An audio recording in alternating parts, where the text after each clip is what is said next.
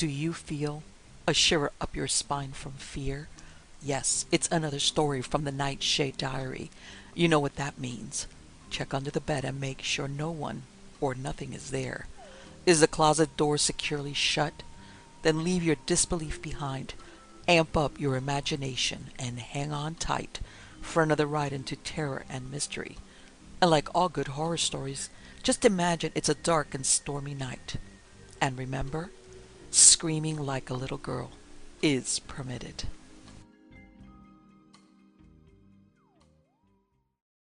The Sea Witch by Nictzin Dyalhis. Heldra Hellstrom injured my life in a manner peculiarly her own, and while she was the most utterly damnable woman in all the world, at the same time, in my opinion, she was the sweetest and the most superbly lovely woman who ever lived. A 3-day northeast gale was hammering at the coast. It was late in the fall of the year, and cold as only our North Atlantic coast can very well be. But in the very midst of the tempest I became afflicted with a mild form of claustrophobia. So I donned sea boots, oilskins, and southwester hat, and sallied forth for a long walk along the shore. My little cottage stood at the top of a high cliff. There was a broad, safe path running down to the beach, and down it I hurried. The short winter day was evened and drawing to a close, and after I'd trudged a quarter of a mile along the shore, I decided I'd best return to my comfortable fireside. The walk had at least given me a good appetite.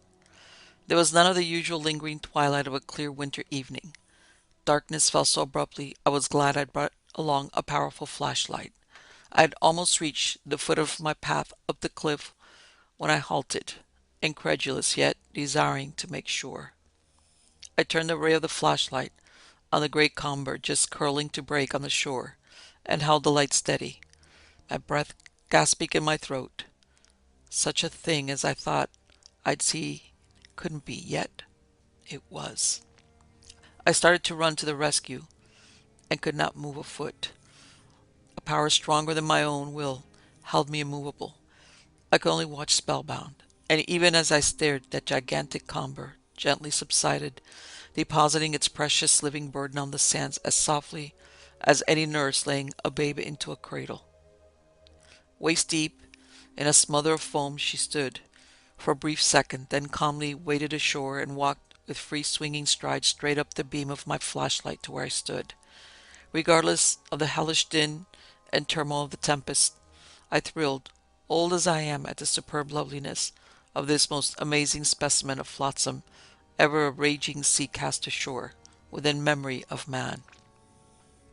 Never a shred of clothing masked her matchless body, yet her flesh glowed rosy white when, by all natural laws, it should have been blue foam from the icy chill of wintry seas.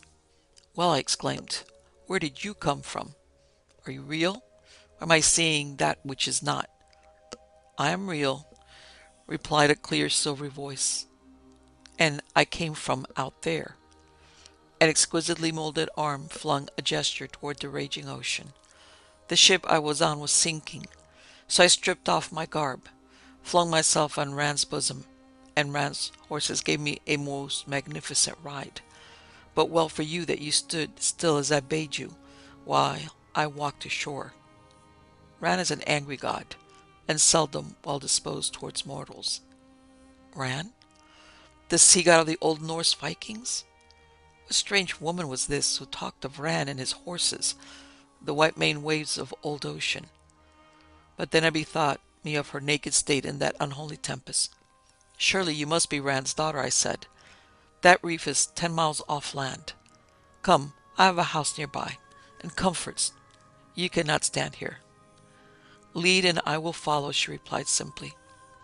She went up that path with greater ease than I, and walked companionably beside me from path top to house, although she made no talk.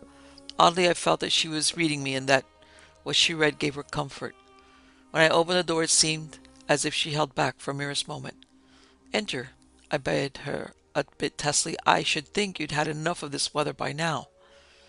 She bowed her head with a natural stateliness which convinced me that she was no common person, I murmured something too low for me to catch, but the accents had a distinct Scandinavian trend. "What did you say?" I queried, for I supposed she'd spoken to me. "I invoked the favor of the old gods, on the hospitable of heart, and on the sheltering roof tree," she replied. Then she crossed my threshold, but she reached out her arm and rested her shapely white hand lightly yet firmly on my left forearm as she stepped within. She went direct to the big stove, which was glowing dull red, and stood there, smiling slightly, calm, serene, wholly ignoring her nakedness, obviously enjoying the warmth, and not by a single shiver betraying that she had any chill as a result of exposure. "I think you need this," I said, proffering a glass of brandy. "There's time enough for exchanging names and giving explanations later," I added. "But right now, I'll try and find something for you to put on. I have no women's things in the house as I live alone, but will do the best I can." I passed into my bedroom, laid out a suit of pajamas and a heavily quilted bathrobe, and returned to the living room where she stood. "You are a most disconcertingly beautiful young woman," I stated bluntly, "which you know quite well without being told. But doubtless you will feel more at ease if you go in there and don some things I've laid out for you. When you come out, I'll get some supper ready." She was back instantly, still unclad. I stared wonderingly. "Those things did not fit," she shrugged. "And that heavy robe in this warm house?" "But," I began. "But this," she smiled, catching up a crimson silk spread embroidered in gold, which covered a sandalwood table I'd brought from the Orient many years before. A couple of swift motions, and the gorgeous thing became a wondrous robe, adorning her lovely figure, clinging in some subtle manner hinting at the flawless splendor of her incomparable body. A long narrow scarf of black silk, whereupon twisted a silver dragon, was whipped from its place on a shelf, and transposed into a sash, from her swelling breast to her sloping hips, bringing out more fully every exquisite curve of her slender waist and torso, and she smiled again. "Now," she laughed softly, "am I still a picture for your eyes? I hope so, for you have befriended me this night, I who sorely need a friend, and it is such a little thing I can do, making myself pleasing in your sight. And because you have helped me," I stared at the archaic form she used, "and will continue to aid and befriend, for so my spirit tells me, I will love you always. Love you as Ragnar Waveflame loved Jarl Wolf Redbrand, as a younger sister or dutiful niece."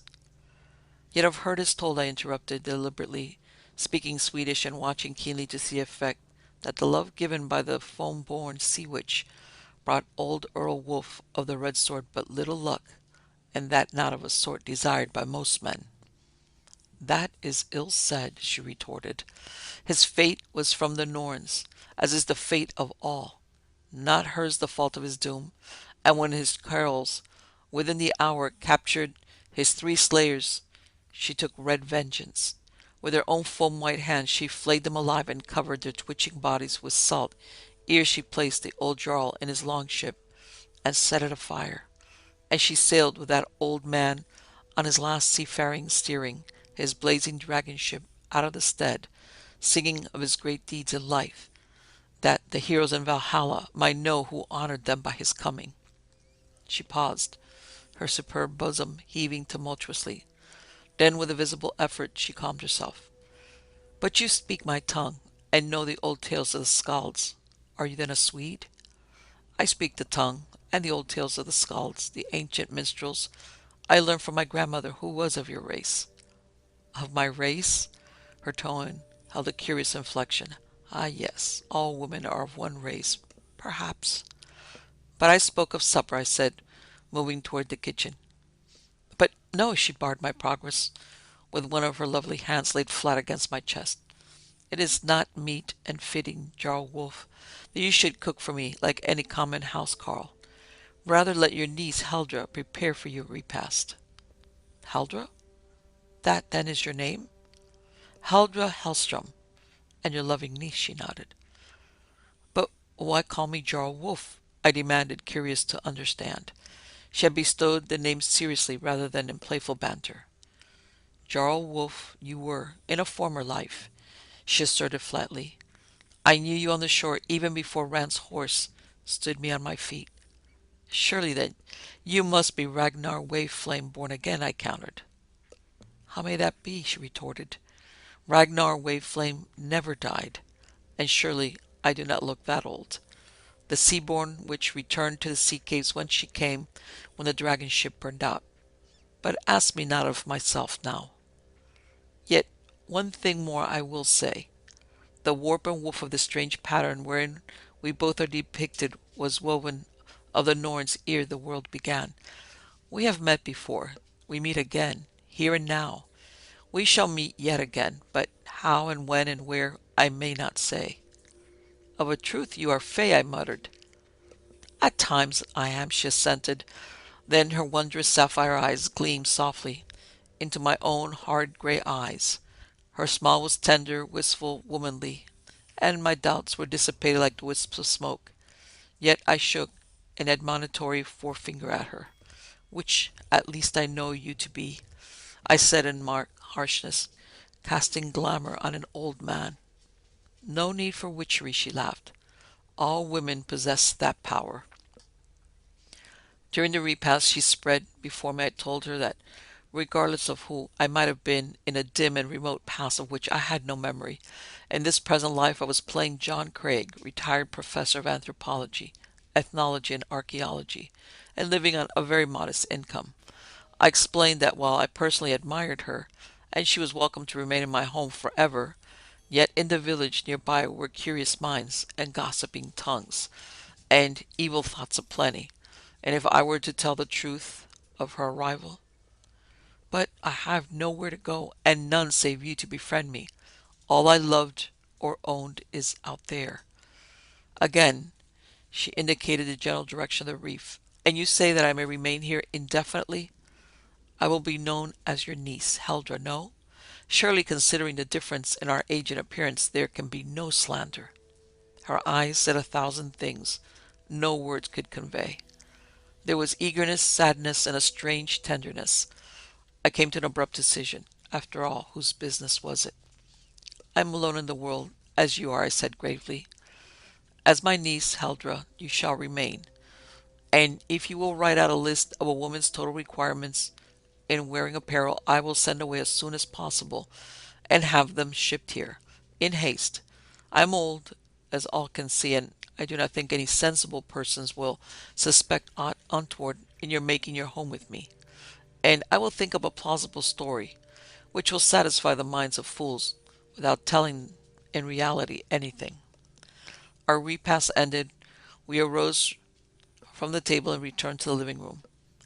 I filled and lighted a pipe, a three-stem water pipe, and settled myself in my armchair.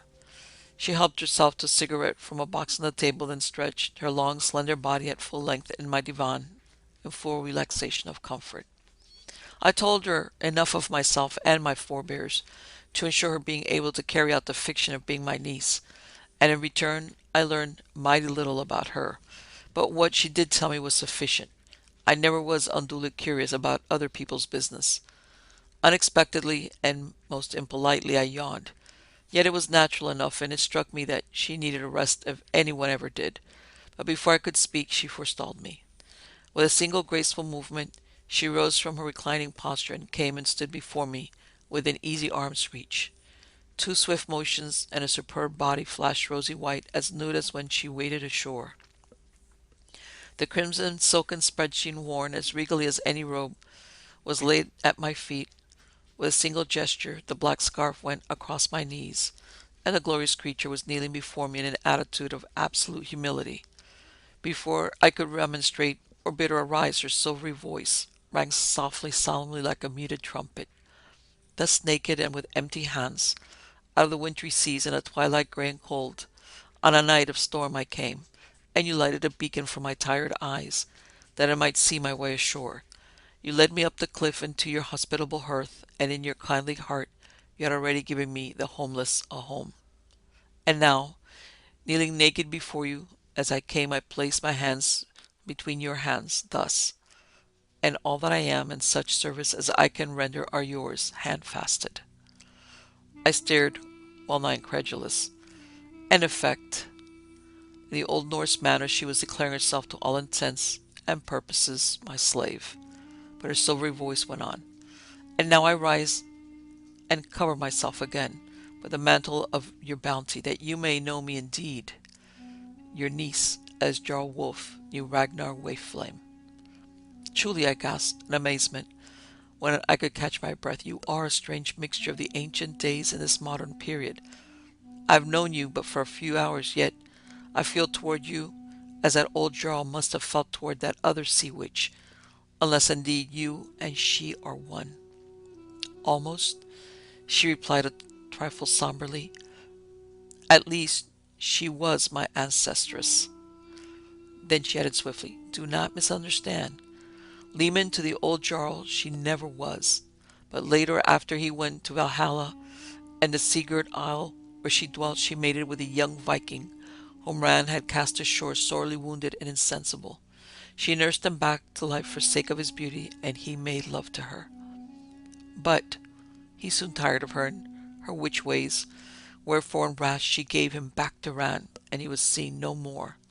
Of that mating was born a daughter, also given to Ran, who pitied her and bore her to an old man and his wife, whose steading was nigh to the mouth of a fjord, and they being childless called her Ranhild, and reared her as their daughter. In course of time she wed and bore 3 tall sons and a daughter. That was long and long ago, yet I have dived into Ragnar's hidden sea cave, and talked with Ragnar Webflame face to face. All one night I lay in her arms, and in the dawning she breathed her breath on my brow, lips, and bosom, and all that following day she talked and I listened, and much I learned of the wisdom that an elder world termed witchcraft. For a moment she lapsed into silence, then she leaned forward, laid her shapely, cool hands on my temples, and kissed me on my furrowed old forehead, very solemnly yet with ineffable gentleness. And now, she murmured, ask me never again aught concerning myself, I pray you, for I have told all I may, and further questioning will drive me back to the sea, and I would not have that happen yet. Without another word she turned, flung herself at full length again on the divan, and like any tired child went instantly to sleep. Decidedly, I thought, this niece of mine was not as our other women, and later I found that she possessed certain abilities it is well for the world that few indeed can wield.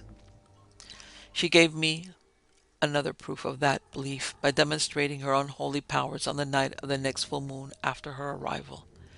It was her custom of an evening to array herself as she had done on her first night, in crimson robe and black sash, and naught else, despite the fact that her wardrobe, which I had ordered from the great city 40 miles away, contained all any woman's heart could wish for.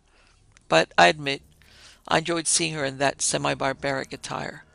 At times she would sit on the arm of my chair, often with her smooth, cool cheek laid against my ruffled face, and her exquisitely modeled arm curved about my leathery old neck.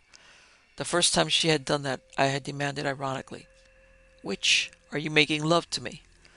But her sighing, wistful reply had disarmed me, and likewise had brought a lump into my throat.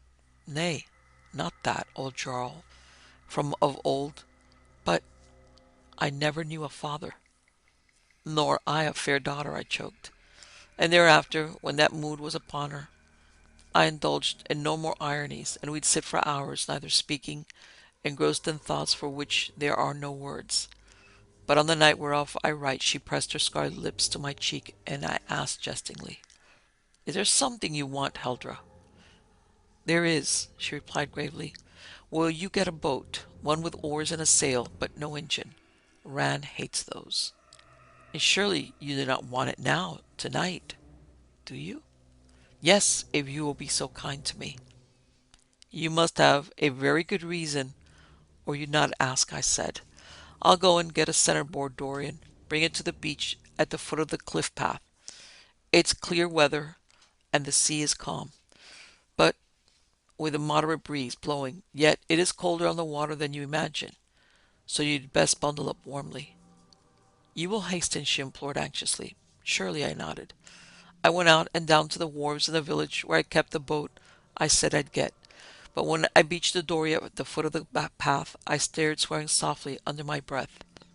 Not one stitch of apparel did the witch have on, save the crimson silk robe and black sash she'd worn when I left the cottage.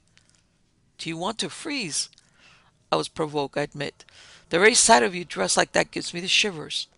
Neither you nor I will be cold this night, she laughed. Isn't it glorious? And this is a good boat you brought. Please let me sail it and ask me no questions. She took the tiller, hauled in the sheet, the sail filled, and she began singing with a queer wild strain running through her song. That dory fairly flew, and I swear there was not enough wind to drive us at such speed. Finally, I saw something I didn't admire. No one does who dwells on that part of the coast. Are you crazy, girl? I demanded sharply. That reef is dead ahead. Can't you see the breakers? Why, so it is. The reef. And am I to be affrighted by a few puny breakers? Nay, it is in the heart of those breakers that I wish to be. But you, have you fear, old Jarl Wolf? I suspected from her tone that the witch was laughing at me, so I subsided, but firmly wished that I had not been so indulgent of her whim for a moonlight sail on a cold winter's night. Then we hit those breakers, or rather, we didn't, for they seemed to part as the racing dory sped into them, making a smooth, clear lane of silvery glinting water over which we glided as easily as if on a calm inland mill pond.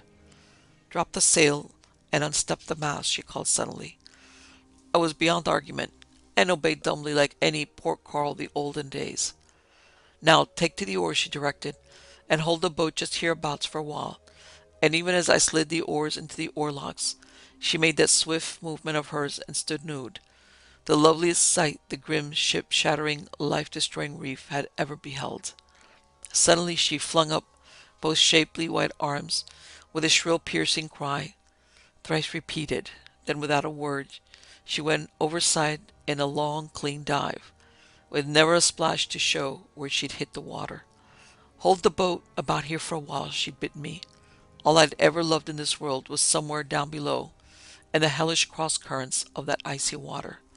I'd hold the boat there, if need were in the teeth of a worse tempest than raged that night she came to me. She'd find me waiting, and if she never came up, I'd hold that boat there till its planks rotted and I joined her in the frigid depths. It seemed an eternity, and I know that it was only an hour. A glimmer of white appeared beneath the surface. Then her shapely arm emerged, and her hand grasped the gunwale. Her regal head broke water. She blew like a porpoise, then she laughed in clear, ringing triumph. You old dearling, she cried in her archaic Norse. Did I seem long gone? The boat has not moved a foot from where I dove. Come, bear a hand and lift my burden. It is heavy, and I am near spent. There are handles by which to grasp it.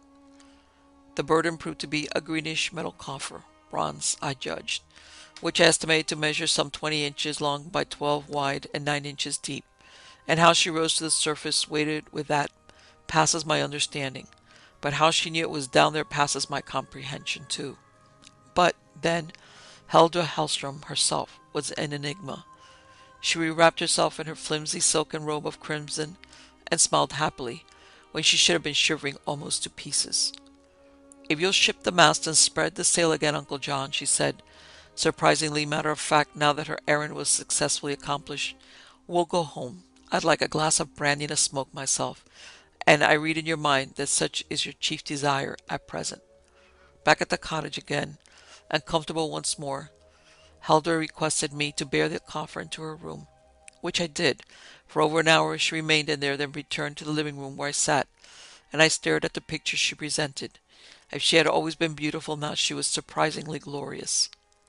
Instead of the usual crimson robe, her lovely body was sheathed in a sleeveless, sheer tight, fitting silken clip cut at the throat, in a long sloping V reaching nearly to her waist.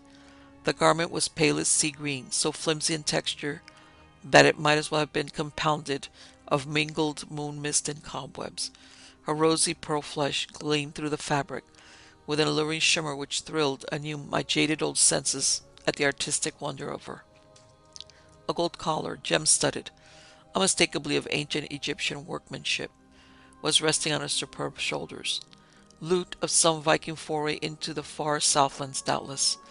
A broad girdle of gold plates, squared and also gem-studded, was about her sloping hips, and was clasped in front by a broader plate, with the sun emblem and jeweled sets, from which plates or buckles it fell in two broad bands nearly to her white, slender feet. Broad torques of gold on her upper arms and about her wrist, and an intricately wrought golden tiara with discs of engraved gold pendant by chains and hanging over her ears, set off her loveliness as never before. Even her red gold hair, braided in two thick ropes, falling over her breast to below her waist, were clasped by gem-set brooches of gold. Ragnar waved Flame's gift to me. "O Jarl Wolf," she breathed softly, "do you like your niece thus arrayed?" Norse princesses out of an older day, or Norse witch from an even older and wickeder period of the world, whichever this Heldra Hellstrom was, of one thing I was certain: no lovelier woman ever lived than the superb being who styled herself my niece. And so I told her, and was amply rewarded by the radiance of her smile and the ecstatic kiss she implanted on my cheek. Despite her splendid array, she perched on the arm of my chair and began toying with my left hand. Presently she lifted it to the level of my eyes, laughing softly. I'd felt nothing, yet she slipped a broad tarnished silver ring of antique design on my third finger. "It was yours in the ancient days, O Jarl Wolf," she whispered in her favorite tongue, the archaic form of the Norse language. "Yours again is the ancient ring now. Ragnar herself carved the mystic runes upon it. Shall I read them, O Jarl, or will you?" "They are beyond my skill," I confessed. "The words are in the secret language that only the Rim Canars understood, nor was it well for other than witches and warlocks to seek to understand them." Ragnar took that ring from Jarl Wolf's finger. "She set fire to the dragon ship," Heldra murmured.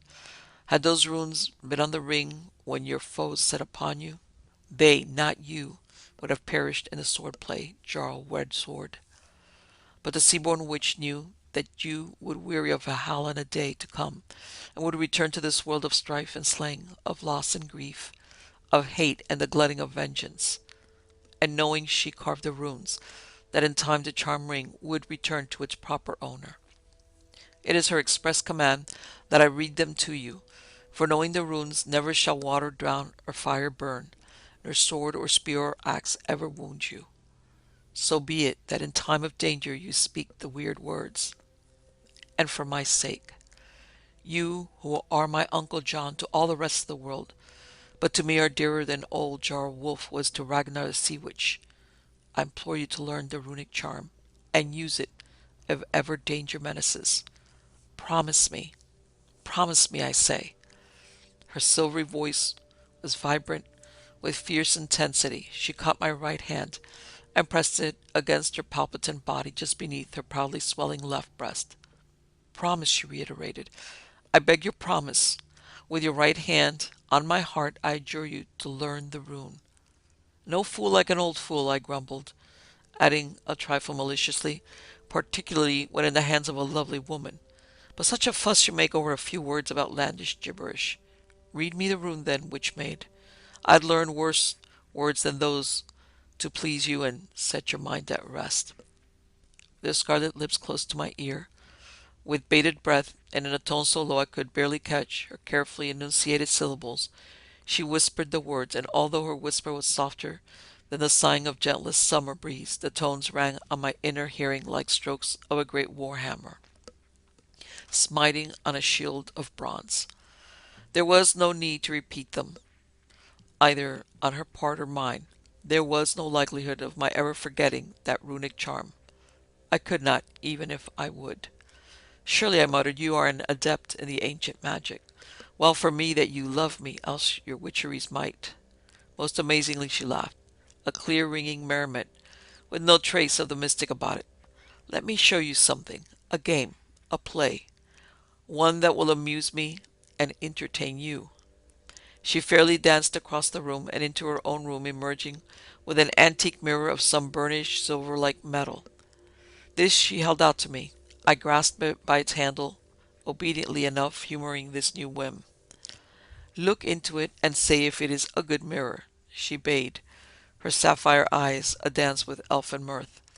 I looked. All I could see was my same old face, tanned and wrinkled, which I daily saw whenever I shaved or combed my hair, and I told her so. She perched again on the arm of my chair, laid her cheek against mine, and curved her cool arm about my neck. Now, look again. Again the mirror told truth. I saw my face the same as ever, and hers as well, like a rose beside a granite boulder, as I assured her. You do but see yourself as you think of yourself, she murmured softly, and me you behold as you believe me to be. She brought her lips close to the mirror and breathed upon its surface with her warm breath. It clouded over, then cleared. Her voice came more murmurous than before, but with a definite note of sadness. Once more, look. Behold yourself as I see you always, and behold me as I know myself to be. And when I am gone, beyond your ken, remember the witch-maid Heldra as one woman who loved you so truly that she showed you herself as she actually was. The man's face was still my own, but mine as it was in the days of my early manhood, ere life's thunders had graven their scars on brow and cheeks and lips, and before the snows of many winters had whitened my hair. Her features were no less beautiful, but in her reflected eyes I saw ages and ages of life, and bitter experience, and terrible wisdom that was far more wicked than holy, and it came to me with conviction irrefutable that besides this young appearing girl, maid or woman, all my years were but as the span of a puling babe compared to the ageless age of an immortal. That, at least, is no glamour, her voice sighed, drearily, heavy with the burden of her own knowledge of herself. I laid my thick, heavy old arm across her smooth, satiny white shoulders, and I turned her head until her sapphire eyes met mine fairly. Very gently I kissed her on the brow. Heldra Hellstrom, I said, and my voice sounded husky with emotion. You may be all you have just shown me, or worse. You may be Ragnar Waveflame herself, the sea witch who never dies. You may even be that I sometimes suspect the Empress of Hell, come amongst mortals for no good purpose. But be you what you may, old or young, maid or woman, good or evil, witch, spirit, angel, or she-devil, such as you are you, and I am I. And for some weird reason, we seem to love each other in our own way. So let there be an end to what you are or have been, or who I was in other lives, and content ourselves with what is. Were those bright glitters in her sapphire eyes teardrops ready to fall? If so, I was not sure, for with a cry like that of a lost soul who has found sanctuary, she buried her face on my shoulder. After a long silence, she slipped from the arm of my chair, and wordlessly, her face averted, she passed into her room. After an hour or so I went to my own room, but I could not sleep. Time passed, and I dwelt in a fool's paradise, dreaming that it would last forever. The summer colony began to arrive. There were cottages all along the shore, but there were likewise big estates whose owners were rated as somebodies, to put it mildly. A governor of a great and sovereign state, an ex-president of our nation, several foreign diplomats, and some of their legation attaches. But why enumerate when one man only concerns this narrative? Michael Cominimus, tall, slightly dapper, inclined to swarthiness, with black eyes under crescent curved black eyebrows, with supercilious smiling lips a trifle too red for a man, with suave old-world manners, and a most amazingly conceited opinion of himself as a lady charmer. It was not his first summer in our midst, and although when he was in Washington at his legation I never gave him a thought, when I saw his too handsome face on the beach, I felt a trifle sick. I knew positively that the minute he set eyes on Heldra, of course I knew too, that my witch niece could take care of herself, but just the same I sensed annoyance and perhaps tragedy. Well, I was in no wise mistaken. Heldra and I were just about to shove off in my dory for a sail. It was her chief delight, and mine too for that matter. Casually, Along strolled Michael Comnenus, twirling a slender stick, caressing a slender black thread he styled a mustache, smiling his approbation of himself. I'd seen that variety of casual approach before. As our flippant young moderns say, it was old stuff. Out of the corner of my eye I watched. The Don Juan smirk faded when his calculating, appraising eyes met her sapphire orbs, now shining like the never-melting polar ice. An expression of bewilderment spread over his features. His swarthy skin went a sickly greenish bronze. Involuntarily he crossed himself and passed on. The man was afraid, actually fear-struck. "Ever seen him before, Heldra?" I queried. "He looked at you as if the devil would be a pleasanter sight." "That's one man who failed to fall for your vivid beauty, you sea witch." "Who is he?" she asked in a peculiar tone. I liked his looks even less than he liked mine. "Michael Comnenus," I informed her, and was about to give her his pedigree as we local people knew him, but was interrupted by her violently explosive, "Who?"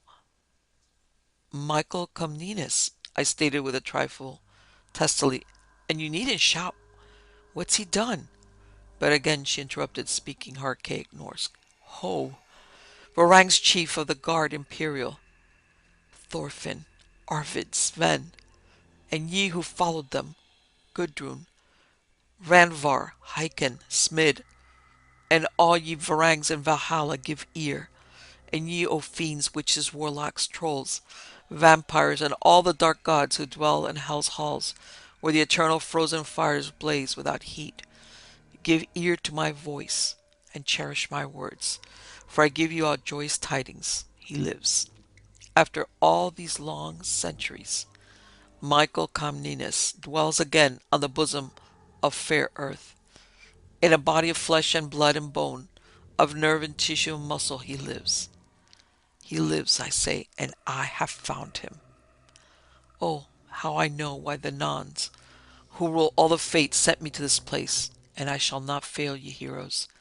Content ye one and all, I shall not fail." Was this the gorgeous beauty I had learned to love for her gentleness? Hers was the face of a furious female demon for a moment, but then her normal expression returned, and she sighed heavily. "Heed me not, Uncle John," she said drearily. "I did but recall an ancient tale of foul treachery perpetrated on sundry Norsemen in the Varangian guard of a Byzantine emperor ages agone. The Niddering, worse than coward, who wrought the bane of some 30-odd Vikings, was a Comnenus, nephew to the Emperor Alexander Comnenus. I lived too much in memories of the past, I fear, and for the moment somewhat forgot myself in the hate all good Norse maids should hold towards any who bear the accursed name of the Comini. Still, even as I know you to be old Jarl Wolf Redbrand, returned to this world through the gateway of birth, it would be nothing surprising if this spawn of the Comini were in truth that same Michael Comnenus of whom the tale is told. The belief in reincarnation is age-old, I said reflectively, and in several parts of the world it is a fundamental tenet of religion. If there be truth in the idea, there is, as you say, nothing surprising if anybody now living should have been anybody else in some former life, and that sample of the Comini appears quite capable of any treachery that might serve a purpose at the moment. But Heldra, I implored her, struck by a sudden intuition, I beg of you not to indulge in any of your devilry, witcheries, or Norse magic. If this Michael is that other Michael, yet that was long ago, and if he has not already atoned for his sin, you may very well be sure that somewhere, sometime, somehow, he will atone. So do not worry your regal head about him. Spoken like a right saga man, she smiled as I finished my brief homily. I thank you for your words of wisdom. And now, Jarl Wolf Redbrand, I know you to be fey as well as I am. Surely he will atone for his sin. Oh, a most comforting thought. So let us think no more about the matter. I glanced sharply at her. Her too instant acquiescence was suspicious, but her sapphire eyes met mine fairly smiling, sending, as always, a warm glow of contentment through me. So I accepted her assurances as it sounded and gave myself up to the enjoyment of the sail and the sound of her silvery voice as she sang an old English love ballad I'd known as a young man. And under the spell of her magnetic personality, gradually the episode of Michael Kaminas faded into nothingness for a while. A couple of days later, just about dark, Heldra came down the stairs from the attic where she'd been rummaging. In her hand she carried an old violin case. I looked and grinned ruefully.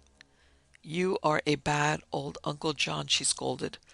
"Why did you not tell me you played the fiddle, even as Jarl Wolf played one in his time?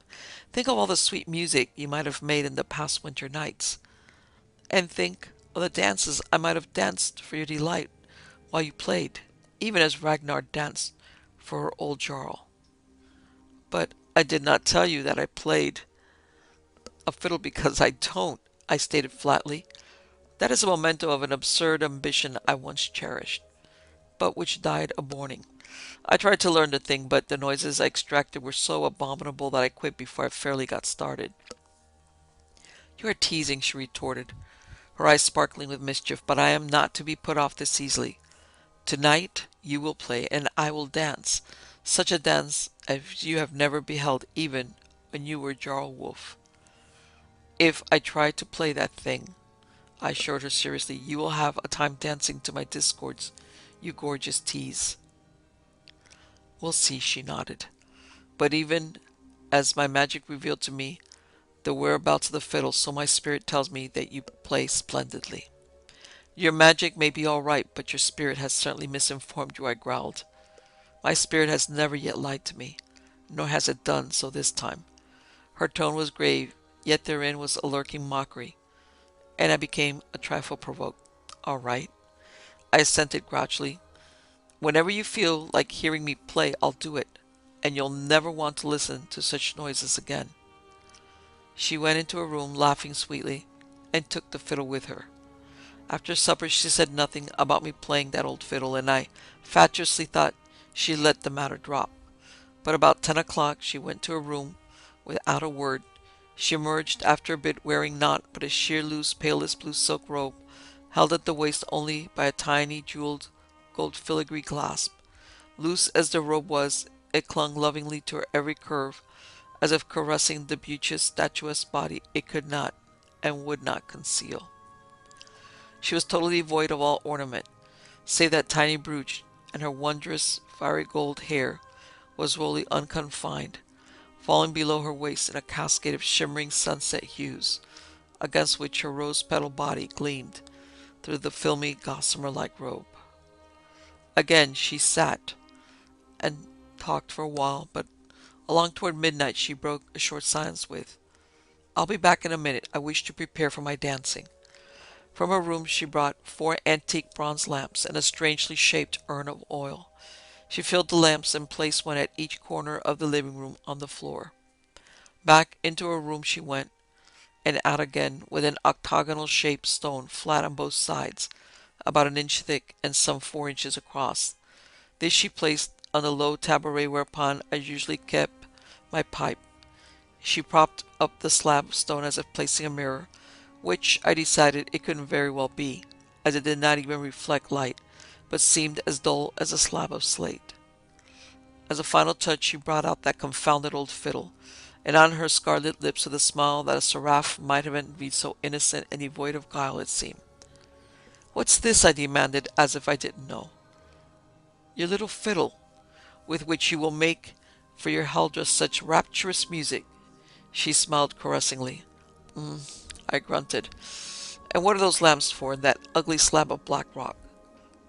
"That black slab is a hellstone, having the property of reflecting whatever is directly before it, if illuminated by those 4 lamps placed at certain angles, and later it will give off those same reflections, even as a stuff called luminous calcium sulfide absorbs light rays, until supercharged, and then emits them, when properly exposed. So you see we can preserve the picture of my dance." "Heldra," I demanded sharply, "are you up to some devilishness? All this looks amazingly like the stage setting for witch-working."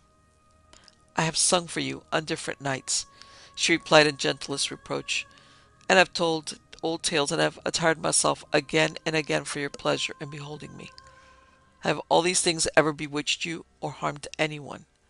How, then, can the fact of my dancing for my own satisfaction before the mystic Hellstone do any harm? As ever, she won. Her sapphire orbs did queer things to me whenever they looked into my own grey, faded old eyes, trusting me to understand and approve whatever she did simply because she was she and I was I. All right, I said, but you're making a fool of me, insisting that I play this old fiddle. Well, I'll teach you a lesson. And as I drew the bow over the strings with a most appalling wail, and with the unexpected swiftness of a steel trap closing on its victim, icy fingers locked about my wrist, and I knew very definitely that another and alien personality was guiding my arm and fingers. But there came likewise a swift certitude that if I behaved, no harm would ensue, to me at least. So I let the thing have its way, and listened to much music as I had not believed could be played on any instrument devised by a mortal. I wish that I could describe that music, but I do not know the right words. I doubt if they had been invented. It was wild, barbaric, savage, but likewise it was alluring, seductive, stealing away all inhibitions. Too much of it would have corrupted the angels in heaven. I was almost in a stupor, intoxicated, like in a drugged dream, spellbound, unable to break from the thraldom hold on my will, drowning in rapture well nigh unbearable. Heldra suddenly blew out the big kerosene lamp standing on the table, leaving as sole illumination the rays from those four bronze lights standing in the corners. Her superb body moved gracefully, slowly at first, then faster, into the intricate figure and pattern of a dance that was old when the world was young. With inward heart I knew the why and wherefore of that entire ceremonial, knew I'd been becozened and bejaped, yet knew likewise that it was too late for interference. I could not even speak. I could but watch, while some personality alien to my body played maddeningly on my fiddle, and the niece I loved danced a dance deliberately planned to seduce a man who hated and feared the dancer, and for what devilish purpose I could well guess. I saw the light rays converge on her alluring, statuesque body, saw them apparently pass through her and impinge on the surface of that black, sullen, octagonal hellstone, and be greedily swallowed up until the dark black surface glowed like a rare black Australian opal. Ever the dancing of the witch girl grew more alluring, more seductive, more abandoned, and I knew why Heldra was thus shamelessly rather, conducting. She had read Michael Comenius's his character very accurately, knew that his soul had recognized her hatred for him, and feared her, and that her one chance to get him in her clutches lay in inflaming his senses, and she had even told me the properties of that most damnable hellstone.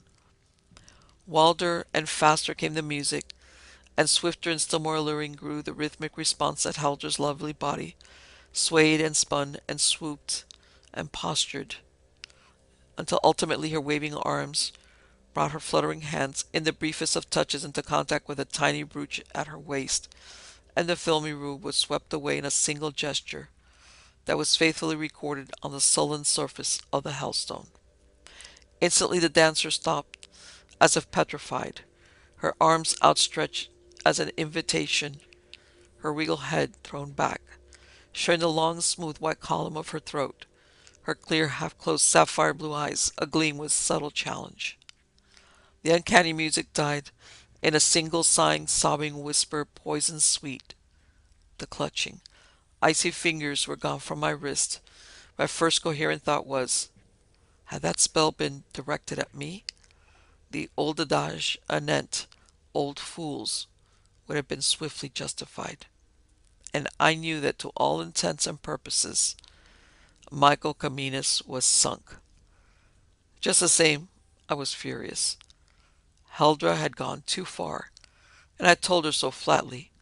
I pointed out in terms unmistakable that what she planned was murder or worse, and that this was modern America, where in witchcraft had neither place nor sanction, and that it be no accessory to any such devilishness as she was contriving. Oh, I made myself and my meaning plain. And she stood and looked at me with a most injured expression. She made me feel as if I'd wantonly struck a child across the face in the midst of its innocent aversions. I don't actually care if the devil flies off with Michael Comines, I concluded wrathfully, but I won't have him murdered by you while you're living here, posing as my niece. No doubt it's quite possible for you to evade any legal consequences by disappearing, but what of me? An accessory? I'd be liable to life imprisonment, at the least. Her face lightened as by magic, and her voice was genuinely regretful, and in her eyes was a light and sincere love. She came to me and wrapped her white arms around my neck, murmuring terms of affectionate consolation. Poor dear Uncle John. Heldra was thoughtless. Wicked me. And I might have involved you in serious trouble. I am ashamed, but the fate laid upon me by the Norns is heavy, and I may not evade it, even for you whom I love. Tell me, she demanded suddenly, if I should destroy the vile earthworm without any suspicion attaching to you or to me, would you love me as before, even knowing what I had done? No, I fairly snarled the denial. I wanted it to be emphatic. She smiled serenely and kissed me full on my lips. I never thought to thank a mortal for lying to me, but now I do. Deep in your heart I can read your true feeling, and I am glad. But now, and her tone took on a sadness most desolate, I regret to say that on the morrow I leave you. The lovely garments you gave me, and the trunks containing them, I take with me, as you would not wish that I go empty-handed. Nor will I insult you, old Jar Wolf, by talk of payment. When I am gone, you will just casually mention that I have returned to my home, and the local gossips will not suspect aught untoward, and soon I shall be forgotten, and no one will suspect or possibly connect you or me with what inevitably must happen to that spawn of the Comini. But of this be very sure, somewhere, sometime you and I shall be together again. Her voice broke. She kissed me fiercely on the lips, then tenderly on both cheeks, then lastly with a queer reverence on my furrowed old brow. Then she turned, went straight to her room, shut the door, and I heard the click of the key as she locked herself in for the first time during her stay in my house. Next morning, as she'd planned, she departed on the first train cityward. I'd given her money enough for all her requirements, more indeed than she was willing to take at first, declaring that she intended selling some few of her jewels. And with her departure went all which made life worth living. Heavily, I dragged my reluctant feet back to the empty shell of a cottage which until then had been an earthly paradise to an old man, and the very first thing I laid eyes on was that accursed hellstone lying on the living room table. I picked it up, half-minded to shatter it to fragments, but an idea seized me. I bore it down cellar where semi-darkness prevailed, and the hellstone glowed softly with its witch-light, showing me the loveliness of her who had departed from me, and I pressed the gold octagon to my lips, thankful that she left me the thing as a feeble substitute for her presence. Then I turned and went back upstairs, found an old ivory box of Chinese workmanship, and placed the hellstone therein, very carefully, as a thing priceless. I went to bed early that night. There was no reason to sit up, but I could not sleep. I lay there in my bed, cursing the entire list of Comini, root, trunk, and branch, from the first of that ilk whom history records to this latest scion, or spawn, as Heldra had termed him. Around midnight, being still wakeful, I arose, got the hellstone, and sat in the darkness, and gradually became aware that I was not alone. Looking up, I saw her I'd lost standing in a witch glow of phosphorescent light. I knew at once that it was not Heldra in person, but her shining double, sending, and that it was another of her witcheries. But even this is welcome, I thought, and then I felt her thought expressed through the phantasmal semblance of her own gorgeous self, and promptly strove angrily to resist her command. Much good it did me. utterly helpless yet fully cognizant of my actions, but oddly assured that about me was a cloak of invisibility. The glamour of the ancient Alrunas I dressed, took the Hellstone, and passed out into the night. Straight to the cottage of Comines I went, pawed about under the doorstep, and planted there the Hellstone. Then, still secure in the mystic glamour, I returned to my own abode. And no sooner had I seated myself in my chair for a smoke than I realized fully the utter devilishness of that witch from out the wintry seas whom I had taken into my home and had sponsored as my niece in the eyes of the world. Right then I decided to go back and get that Hellstone and smash it, and couldn't do it.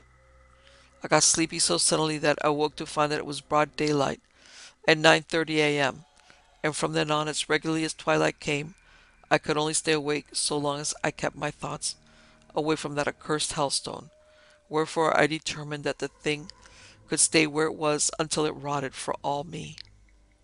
Then Comines came along the beach late one afternoon. He raised his hat in his old world courtly fashion and tried to make some small talk. I grunted churlishly and ignored him, but finally he came out bluntly with, "Professor Craig, I know your opinion of me, and I admit it to some extent justifiable. I seem to have acquired the reputation of being a Don Juan, but I ask you to believe that I bitterly regret that now. Yet despite that reputation, I'd like to ask you a most natural question, if I may." I nodded assent, unprepared for what was coming, yet somehow assured it would concern Heldra. Nor was I at all disappointed when he fairly blurted out, "When do you expect Miss Hellstrom to return, if at all?" I was flabbergasted. This is the only word adequate. I glared at him in a black fury. When I could catch my breath, I demanded, "How did even you summon up the infernal gall to ask me that?" His reply finished flattening me out. "Because I love her." "Wait," he begged, "and hear me out, please. Even a criminal is allowed that courtesy." Then, as I nodded grudgingly, he resumed, "The first time I saw her, something deep within me shrank away from her with repulsion. Still, I admired her matchless beauty. But of late, since her departure, there is not a night I do not see her in my mind's eye, and I know that I love her and hope that she will return. Hence my query. I will be frank. I even hope that she noticed me and read my admiration without dislike. Perhaps two minds can reach each other, sometimes, for invariably I see her with head thrown back, her eyes half closed, and her arms held out, as if calling me to come to her. And if I knew her whereabouts, I'd most certainly go, nor would I be trifling where she is concerned. I want to win her if possible, as my wife, and an empress should be proud to call her that." "Very romantic," I sneered. "But Mr. Woman Chaser, I cut my eye teeth a long while before you were born, and I'm not so easily taken in. The whereabouts of my niece are no concern of yours. So get away from me before I lose my temper, or I'll not be answerable for my actions. Get." He went. The expression of my face and the rage in my eyes must have warned him that I was in a killing humor. Well, I was. But likewise I was sick with fear. What he just told me was sufficient to sicken me. The Hellstone had gotten in its damnable work. My very soul was aghast as it envisioned the inevitable consequences. An idea obsessed me, and I needed the shades of night to cloak my purpose. Aimlessly, I wandered from room to room in my cottage, and finally drifted into the room which had been Heldra's. Still aimlessly, I pulled open drawer after drawer in the dresser, and in the lowest one I heard a faint metallic clink. The four antique bronze lamps were there. I shrewdly suspected she had left them there as means of establishing contact with her should the need arise. I examined them and found, as I'd hoped, that they were filled. Around 10 o'clock I placed those lamps in the four corners of the living room and lighted them, precisely as I seen Heldra do. Then I tried my talents at making an invocation. "Heldra! Heldra! Heldra, I called. I, John Craig, who gave you shelter at your need, call to you now. Wheresoever you be, come to me at my need. The four lights went out, yet not a breath of air stirred in the room. A faintly luminous glow, the witch light, ensued, and there she stood, or rather the shining double, but I knew that anything I might say to it would be the same as if she were there in the flesh. Heldra, I beseech that witch lighted simulacrum, by the love you gave me as Ragnar loved Jarl Wolf, Red Flame, I ask that you again enshroud me with the mantle of invisibility, the glamour, and allow me to lift that accursed hellstone from where you compelled me to conceal it. Let me return it to you at any place you may appoint, so that it can do no more harm. Already that poor bewitched fool is madly in love with you because the radiations of that enchanted stone have saturated him every time he put foot on the doorstep beneath which I buried it. Heldra, grant me this one kindness, and I will condone all sins you ever did in all your witch life. The shining wraith nodded slowly, unmistakably assenting to my request, as from a far distance I heard a faint whisper. Since it is your desire, get to Hellstone and bear it yourself to the sea cave at the foot of the great cliff guarding the north passage into the harbor. Once you have borne it there, its work and yours are done. And I thank you for saying that you will condone all I have ever done, for the burden of the past is heavy, and your words have made it easier to bear. The shining wraith vanished, and I went forth into the darkness, straight to the house where I had hidden the hellstone. I betook myself, felt under the step, found what I sought, took it with an inward prayer of gratitude that because of Heldra's glamour I had not been caught as something questionable in appearance, and started up the beach. The tide was nearly out, so I walked rapidly, as I had some distance to go. The sea cave Heldra had designated could not be entered at high tide, although once within one was safe enough, and could leave when the entrance was once more exposed. I entered the cave believing that I'd promptly be rid of the entire mess, once and for all, but there was no one there, and the interior of the cave was as dark as Erebus. I lit a match and saw nothing. The match burned out. I fumbled for another. A dazzling ray from a flashlight blinded me for a moment, then left my face and swept the cave. A hated voice, suave yet menacing, said, "Well, Professor Craig, you may now hand me whatever it was that you purloined from under my doorstep." An extremely businesslike automatic pistol was aimed in the exact direction of my solar plexus, and the speaker was none other than Michael Kaminis. Very evidently the mystic glamour had failed to work that time, and I was in a rather nasty predicament. Then abruptly Heldra came. She looked like an avenging fury emerging out of nowhere, apparently, and the tables were turned. She wore a dark cloak or long mantle draped over her head and falling to her feet. Her right hand was outstretched. With the left hand she seized the hellstone from my grasp. She pointed one finger at Kaminis, and did not even touch him. Yet, had she smote with an ancient warhammer, the effect would have been the same. "You dog, and a son of a long line of dogs." Her icy voice rang with excoriating virulence. "Drop that silly pistol.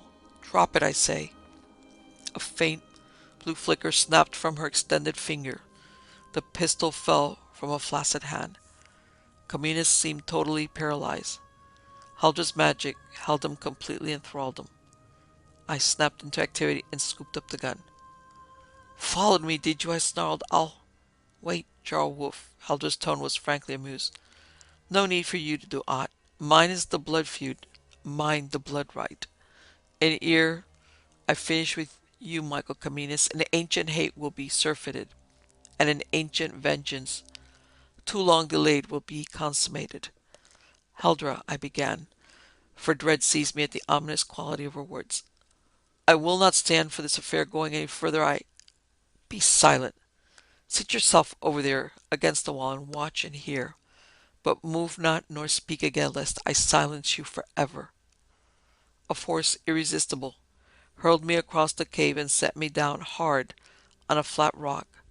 I realized fully that I was obeying her mandate. I couldn't speak, couldn't even move my eyelids. So thoroughly had she inhibited any further interference on my part.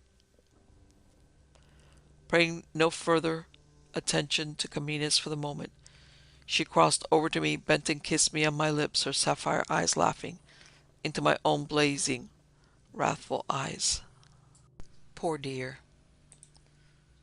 It is too bad, but you made me do it. I wanted you to help me all the way through this tangled coil, but you have been so difficult to manage. Yet in some ways you have played into my hands splendidly. Yes, even to bring the Hellstone back to me. And I would not care to lose that for a king's ransom. And I put it into yon fool's head to be wakeful tonight and see you regain the Hellstone, and follow you, and thus walk into my nice little trap. And now she whirled and faced Comines, and for all that he was spellbound.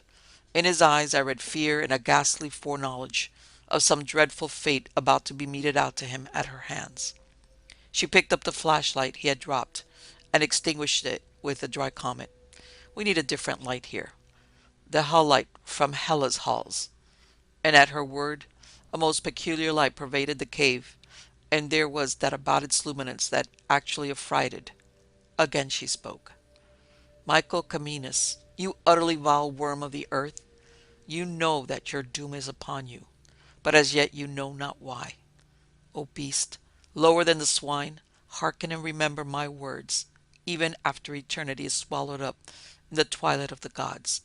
You are a modern, and know not that the self, the soul, is eternal, undying, changing its body and name in every clime and period, yet ever the same soul, responsible for the deeds of its bodies.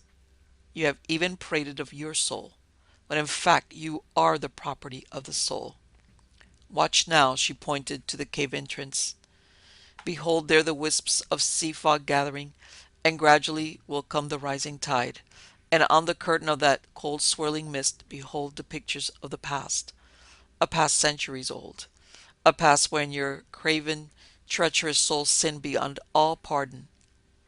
Look you too, Jarl Wolf Redbrand, so that in all the days remaining to you upon earth, you may know that his doom was just, and that Heldra is but executing a merited penalty. And while the shuttles of the Norns weave the tapestry of the sin of this Caminus, I will tell all the tale of his crimes. In Byzantium reigned the Emperor Alexander Caminus, secure his throne guarded by the ponderous axes and the long swords of the Varangians, the splendid sons of the Norse lands, who had gone a Viking. Trusted and loved were the Varangs by the emperor, and oft he boasted of their fidelity, swearing on the cross of Constantine, to the last man would his Varangs perish ere one would flinch a step from overwhelming foes, citing in proof their battle cry, Valhalla, Valhalla, victory or Valhalla. Into the harbor of the Golden Horn sailed the Viking longship, the Gredier. Three noble brothers owned her, Thorfinn, Arvid, Sven. With them sailed their sister. Her fame as Alruna maid, prophetess and priestess was sung throughout the Norselands. No man so low but bore her reverence. Sin it was to cast eyes of desire on any Alruna, and the sister of the three brothers was held especially holy. Between the hands of the Emperor Alexander Comnenus, the three brethren placed their hands, swearing fealty for a year and a day. 30 fighting men, their crew, followed wherever the three brothers led, and the great emperor, hearing of their war fame from others of the Varangian guard, gave the brothers high place in his esteem and held them nigh his own person. Their sister, the Alruna maid, was treated as became her rank and holy repute. Aye, even in Christian Byzantium, respect and honor were shown her by the priest of an alien belief. But one man in Byzantium aspired more greatly than any other, Norseman or Byzantine, had ever dared. Achaemenes he, Grand Admiral of Byzantium's war fleet, nephew to the Emperor, enjoying to the full the confidence and love of his imperial uncle. Notorious for his profligacy, he cast his libertine eyes on the Norse Alruna maid, but with no thought of making her his wife. Nay, 'twas only as his leman he desired her. So he plotted. The three brothers, Thorfinn, Arvid, Sven, with their full crew, and the longship Grettir, were ordered to sea to cruise against certain pirates harassing a portion of the Emperor's coasts. Every man of the Grettir's crew died the death of rats, poison in the water casks. They died as no Norseman should die, brutes' deaths, unfit for Valhalla and the company of heroes who had passed in battle, and their splendid bodies warmed and distorted by pangs of the poison were cast overside as prey for sharks by two creatures of this grand admiral, whom he had sent with the three brothers as pilots, knowing the coast. They placed the drug in the casks, they flung over the dead and dying, they ran the Grettir aground and set fire to her. But his was the command, and his the crime. And as Heldra told the tale in a voice whose dreary tones made the recital seem even worse, the watching Caminus and I saw clearly depicted on the curtain of the mist each separate incident. Heldra turned to the wildly glaring Michael. There was but one person in all Byzantium who knew the truth. She screamed and said in frenzy, "I gave back for a moment your power of speech. Say, O fool, coward, niddering, who am I?"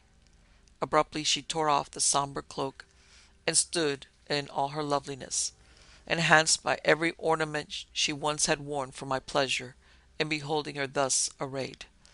A cry of unearthly terror broke from the staring Caminus. His voice was a strangled croak as he gasped. The Alruna maid Heldra!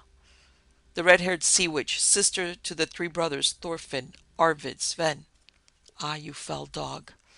And me you took at night, after they sailed away, and me you shut up, where my cries for aid could not be heard, and me you would have despoiled, me, the Alruna maid sworn to chastity, me you jeered at and reviled, boasting of your recent crimes against all that the Norse folk hold most sacred.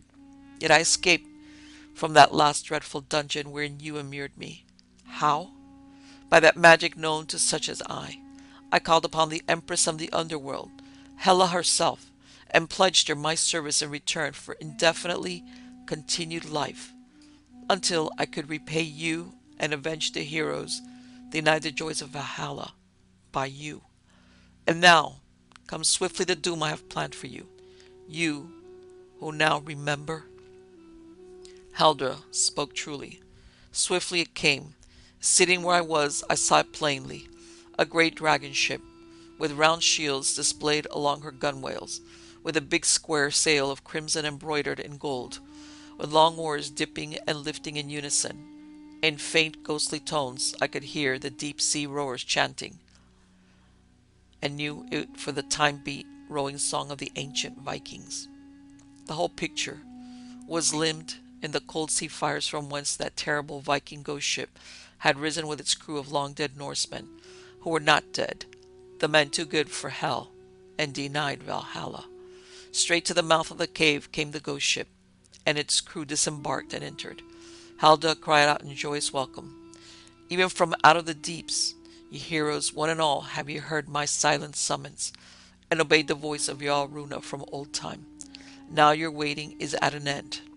Ye understands the Comines. That other concerns ye not, but mark him well, for in a former life he was Jarl Wolf Redbrand. See, on his left hand is still the old silver ring, with its runes of Ragnar Waveflame. The ghost Vikings turned their dead eyes on me with a curious fixity. One and all they saluted. Evidently Jarl Wolf must have been somebody in his time. Then ignoring me they turned to Heldra, awaiting her further commands. Comines they looked at, fiercely, avidly. Heldra's voice came heavily, solemnly, with a curious bell-like tone, sounding the knell of doom incarnate. Michael Comines, this, your present body, has never wrought me harm, nor has it harmed any of these. It is not with your body that we hold our feud.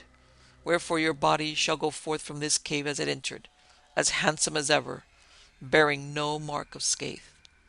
But your niddering soul, O most accursed, shall be drawn from out its earthly tenement this night, and given over to these souls you wronged, who now await their victim and their vengeance. And I tell you, Michael Comines, that what they have in store for you will make the Hades of your religion seem as a devoutly to be desired paradise. Heldra stepped directly before Comines. Her shapely white arms were outstretched, palms down, fingers stiffly extended. A queer violet-tinged radiance streamed from her fingers, gradually enveloping Comines. He began to glow, as if he had been immersed and absorbed all his body could take up. Haldra's voice took on the tone of finality. Michael Comines, thou accursed soul, by the power I hold, given me by Hellas' self, I call you forth from your hiding place of flesh. Come ye out! The living body never moved, but from its mouth emerged a faint, silvery-tinted vapor, flowing toward the Alruna maid, and as it came the violet glow diminished. The accumulating silvery mist swirled and writhed, perceptibly taking on the semblance of the body from whence it was being extracted. There remained finally but a merest thread of silvery shimmer connecting soul and body. Haldra spoke beneath her breath. One of you hew that cord asunder. A double-bladed Norse battle-axe whirled and a ghostly voice croaked. Thor Hof. Thor, the old Norse war god, must have helped, for the great ghost axe evidently encountered a solid cable, well nigh as strong as tempered steel. Thrice the axe rose and fell, driven by the swelling thews of the towering giant wielding it ere the silver cord was broken by the blade. A tittering giggle burst from the lips of the present-day Michael Comines. I realized with a sudden sickness at the pit of my stomach that an utterly mindless imbecile stood there grinning vacuously. That thing, Heldra said coldly scornful as she pointed to the silvery shining soul, is yours, heroes. Do with it as ye will. Two of the gigantic wraiths clamped their great hands on its shoulder. It turned a dull leaden gray, the color of abject fear. Cringing and squirming, it was hustled aboard the ghostly dragon ship.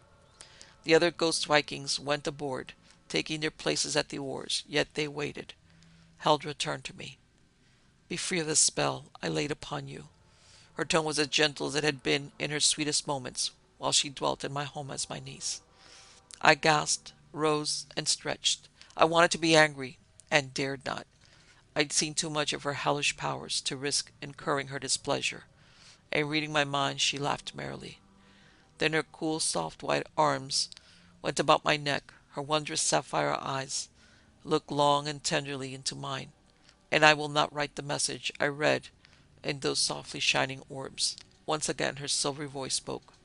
Jarl Wolf Redbrand, John Craig, I am the granddaughter of Ragnar Waveflame, and once I went a Viking with my 3 brothers to far Byzantium. You know that tale. Now, once I said that Ragnar Waveflame never died. Also I said that I had dived into her sea cave and lain in your arms. And now I tell you the rest of that mystery. With her breath she entered this, my body, where ever since we have dwelt as one soul.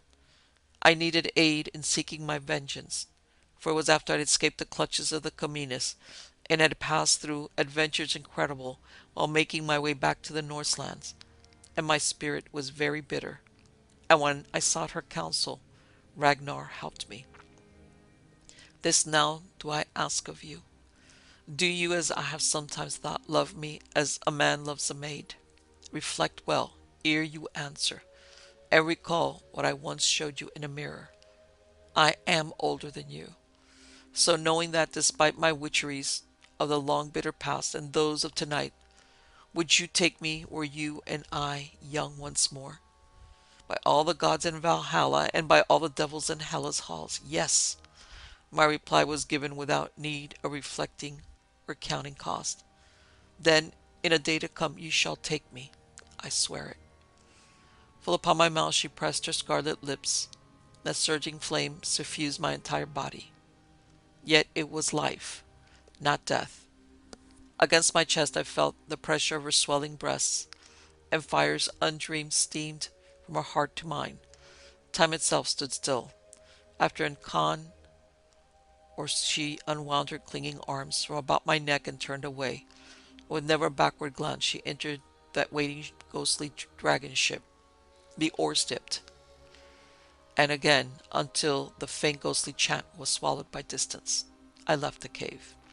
The driveling idiot who had been Michael Comines was already gone. Later the gossip ran that he'd lost his mind, and that his embassy had returned him to his own land. None ever suspected or coupled me or my niece with his affliction, and he himself had absolutely no memory, had lost even his own name when his soul departed. But within a month I sold my cottage, packed and stored all my belongings until I could find a new location where I'd be totally unknown, and then I went away from where I had dwelt for years, and with urgent reason. The fire in which Heldra had imbued me from her breath and breast was renewing my youth. My hair was shades darker, my wrinkles almost gone. My step was brisker. I looked to be nearer 40 than almost 60. So marked was the change that the villagers stared openly at what seemed at least a miracle. Tongues were wagging, old superstitions were being revived, and dark hints were being bandied about. So I finally decided to leave and go where my altered appearance would cause no comment. I wonder if